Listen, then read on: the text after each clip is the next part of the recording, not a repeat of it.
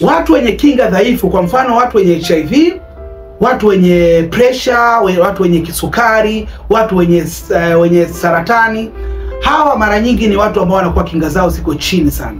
Sasa hawa ni rahisi sana kupata virusi hivi vya HPV, na virusi hivi wanapoingia kwa mgonjwa ambaye ana kinga dhaifu au mtu ambaye ana kinga dhaifu, labda mtu ambaye anaumwa mara kwa mara, mtu ambaye ana stress nyingi sana, hawa mara nyingi wote kinga zao za mwili zinakuwa chini. Hata wale watu ambao wana uzito mkubwa, watu ambao wanakunywa pombe sana na sigara wanavuta, hawa wote kinga zao ziko chini. Sasa hawa watu wanapokuwa wanapata HPV, yani virusi wa HPV, wanapokutana na hawa watu ni rahisi sana kuwaingia na pia kuzaliana na kusambaa sehemu kubwa sana.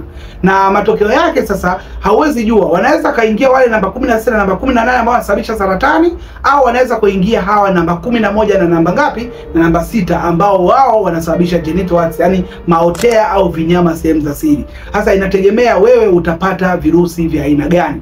So ni vizuri sana kupandisha kinga yako ya mwili ili uweze kuepukana na ugonjwa wa virusi hivi vya HPV, kwa sababu virusi hivi sio vizuri hasa vinapoingia vile vya namba 16 na namba 18, kwa sababu ni lazima utapata saratani ya shingo ya kizazi au saratani ya uume. Chukua namba yangu bio, nipigie niweze kukuelimisha na pia kukupatia virutubisho ambavyo vitasaidia kupandisha kinga yako ya mwili na kuweza kudhibiti madhara pamoja na magonjwa mbalimbali na virusi mbalimbali ambao wanaweza kuingia ndani ya mwili wako. So uamuzi ni wako wewe. Chukua namba yangu bio sasa hivi, nipigie niweze kusaidia.